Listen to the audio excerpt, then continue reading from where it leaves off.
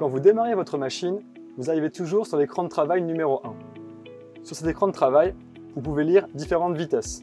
Par exemple, la vitesse de secouage, la vitesse de l'aspirateur de benne, de l'aspirateur de noria, etc. Les paramètres ici sont vraiment des informations lues par des capteurs. Vous ne pouvez donc pas les modifier et les cases sont en jaune. Par contre, si vous allez dans l'écran de travail numéro 2, vous retrouvez des paramètres similaires, mais cette fois en blanc. Vous pouvez donc modifier ces paramètres. Par exemple, si vous voulez modifier la vitesse du secouage, vous pouvez cliquer dessus et augmenter cette vitesse. Soit directement depuis l'écran IntelliView, ou si vous le faisiez avec le bouton M de votre poignet. De même, vous pourriez augmenter ou diminuer votre vitesse, et on constate bien à l'écran que le paramètre est aussi modifié. L'écran de travail numéro 3 est prédisposé pour le RTS.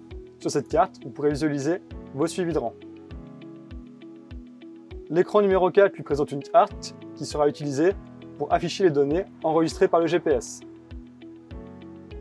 Sur l'écran de travail numéro 5, on retrouve d'autres informations relatives à la machine, par exemple l'angle latéral et l'angle longitudinal de la machine, et d'autres infos sur l'angle des roues, ou encore la vitesse radar ou la vitesse des roues. Pour l'écran numéro 6, nous reviendrons dessus dans une autre vidéo, mais vous retrouverez ici toutes les informations relatives à votre moteur, notamment pour la gestion de son régime en fonction des consignes de vitesse que vous aurez demandées. Si on s'intéresse maintenant à la partie gauche de l'écran IntelliView, on va retrouver plusieurs informations.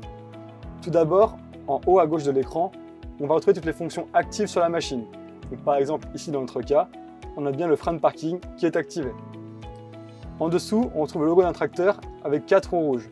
Les roues rouges sont les roues motrices. Dans mon exemple, je suis en 4 roues motrices. À côté, on retrouve une batterie avec un voltage qui est ma tension sur ma batterie nécessaire à l'allumage de ma machine.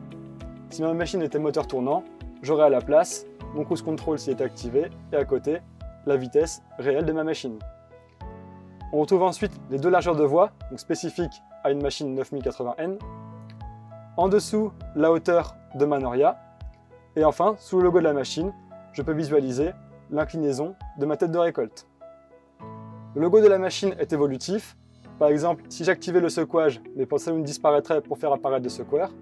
Et pareil, si j'activais le nettoyage, on pourrait visualiser un aspirateur et un convoyeur qui apparaîtraient sur le logo de la machine. En dessous, on peut voir la date et l'heure.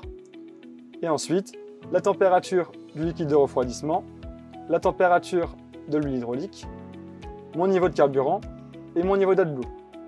En dessous, le cadre en bas à gauche nous indique les alarmes et erreurs actives sur la machine.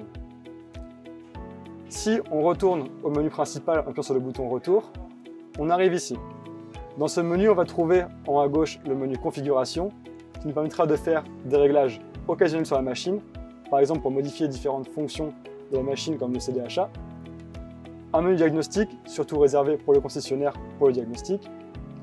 Un menu de gestion de données qui vous permettra d'importer ou d'exporter des données et éventuellement d'en supprimer. Un menu Calibrage pour faire les calibrations sur la machine. Un menu polyvalence, surtout réservé là aussi aux concessionnaires pour créer des programmes de polyvalence à la demande. Un menu info pour visualiser toutes les infos de la machine et qui sont classées par catégorie. Par exemple, machine, secouage et nettoyage. Un menu utilitaire. Là, vous retrouverez par exemple un chronomètre ou les ACS. Le menu performance au milieu, notamment pour créer des tâches et des profils, surtout pour le suivi de rang. Et là aussi, si après vous exploitez vos données sur ordinateur, vous pourrez classifier vos données sous la forme cultivateur, ferme, champ. Et enfin, le menu travail qu'on a vu à l'instant, pour tout ce qui va être lecture des vitesses lues par les capteurs ou pour faire des réglages fréquents. Nous verrons donc les différents autres menus dans des prochaines vidéos pour voir comment les paramétrer.